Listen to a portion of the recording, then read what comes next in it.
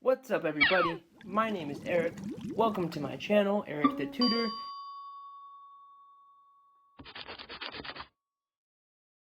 What's up everybody, my name is Eric. Welcome to my channel, Eric the Tutor. Today we're going to be continuing our discussion on SN2, SN1, E2, and E1 reactions. Now I went ahead and I've drawn out a couple reactions here. I want you to try them out, see if you can predict the major products for all of these, okay? So pause the video, work on them, and we'll discuss them together afterwards, okay? All right, so let's go ahead and jump into it. Here, remember, we always want to analyze what's going on at this carbon. This carbon is going to be a secondary carbon. We have a good leaving group. Here's our good leaving group. Now, it's important to note, we always want to check and make sure we have a good leaving group, all right? If we don't have a good leaving group, then we can't undergo an SN2, E2, SN1, or E1, all right? So that's usually the first thing we want to check. Sometimes they'll give you a fluoride. So let's go ahead and say fluoride equals bad leaving group. Another bad leaving group will be OH. Okay, if we have an OH group, that's also going to be a bad leaving group. All right, here we go. So we have secondary and we have a strong base. So this is a good nuke, strong base. This is our NaOH. We got a negative charge out in front of the oxygen there. Now I'm looking and I'm seeing that this is probably going to undergo an E2 reaction. Now how did I know that? Well, we have secondary and we have a strong base. So those are great conditions for us to do E2, okay? All right, so let's go ahead and see what we can get here. So I know I'm going to be grabbing a hydrogen either from hydrogen A or hydrogen B. We always want to grab a hydrogen from the carbon that's next door to the carbon with our leaving group. So we can do two things. We can grab this hydrogen, kick this onto here, kick this group out, or we could have grabbed this hydrogen to form a double bond here and to kick out the chloride just like that. So I'll go ahead and draw both products. So this is HA route, and this is going to be our HB route. Okay, so HA is going to give us that something that looks like. Let's go ahead and draw this. So here's our final product if we chose hydrogen A. And our final product, if we chose hydrogen B, will look like this. Okay, so out of these two, how do we know which one is going to be more favorable? Is it going to be this one or is it going to be this one? Well, we know it's going to be our top one because, so this is our major product. We know this is going to be more favorable because the double bond is attached to more carbons than this one. So let me show you what I mean by that. So this carbon here is attached to one carbon, and this carbon here is attached to another carbon. So this is something we call di-substituted. Now if I were to examine this route, this one doesn't have any carbons it's attached to. It's only attached to hydrogens, and this carbon is attached to one carbon. So this is mono-substituted. So when we're choosing the major product, we want to choose the one that has more substituents coming off of the carbons containing the double bonds. Okay? Let's go ahead and move on to reaction number 2. So I see that we have a primary, and this is a good nuke, and it's a pretty poor to moderate base, okay?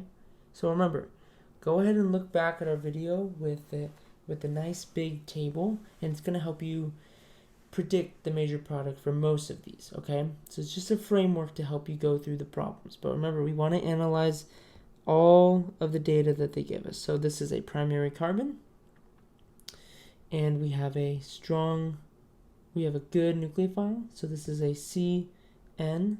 This is what it looks like. This is a C triple bond N with a lone pair on the nitrogen and the carbon to give a negative charge on the carbon. So this is going to do, in one step, an SN2 backside attack. All right, so this is going to give us replacement of our Br with a cyanide. Okay, and if there was stereochem involved, remember SN2 gives backside attack. So our stereochem would invert if we had stereochem drawn for this. Let's go ahead and look at our third problem here. We have a tertiary in this case. So this is a tertiary carbon, and we have a poor nucleophile. This is a poor nucleophile. All right, we have a poor nucleophile because this oxygen is attached to a hydrogen and the carbon. We only have 2 lone pairs available instead of 3 to make it a good nucleophile. So our first step in this is going to be the Br is going to leave. So that's typically our first step always when we're working with SN1, okay? So we had our Br group leave. So here's our Br minus floating around in solution. We have this carbocation here that's stabilized because it's a tertiary carbocation. Next, we're going to have our poor nucleophile come in, okay? So that's going to give us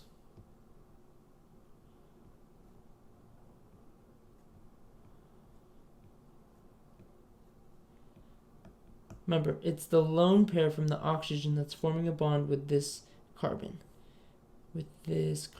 Okay? So this oxygen still has the CH3 attached to it. It still has a hydrogen attached, and we have a positive charge on the oxygen now, with just 1 lone pair on the oxygen. So then the Br can come clean this up, grab this hydrogen, take this bond, kick it onto my oxygen, and that's going to give us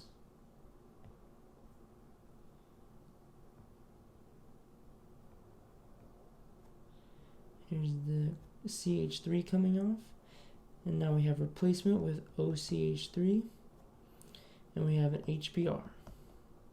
Okay, let's go ahead and do our final example. So that was a, let's go ahead and say that was a SN1. And we know SN1 dominates over E1. We will get some E1 products. So I'll say E1 minor.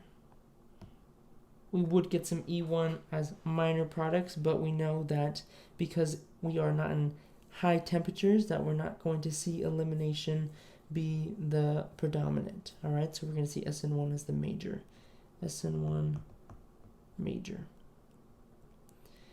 Okay. Let's go ahead and circle our answers so far.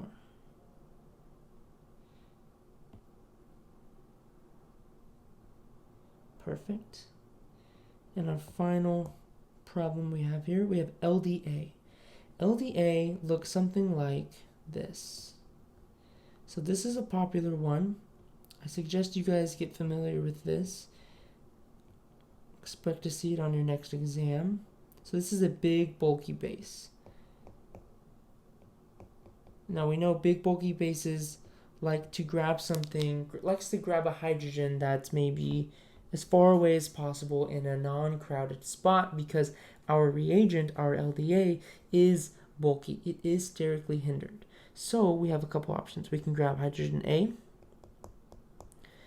hydrogen B, or hydrogen C out here. Now that's pretty interesting, right? So if we grabbed HA or HB, it's going to give us the same thing, right? This is symmetrical with this, so it doesn't matter if we form a double bond here versus forming a double bond in here. It's going to give us the same thing.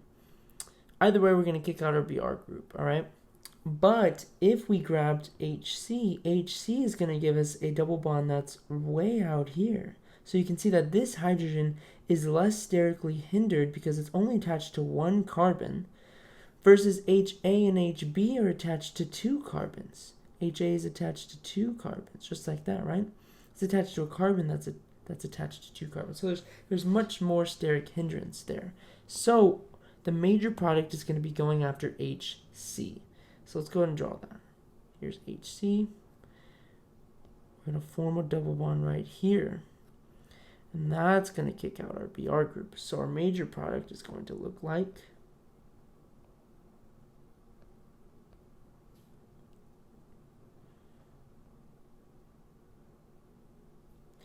just like that. And we have some Br minus floating around, and our nitrogen now has a hydrogen. Just like that. So this will be our major product. Okay, I hope that helped, guys. Keep practicing, and as always, thanks for tuning in. I'll see you next time.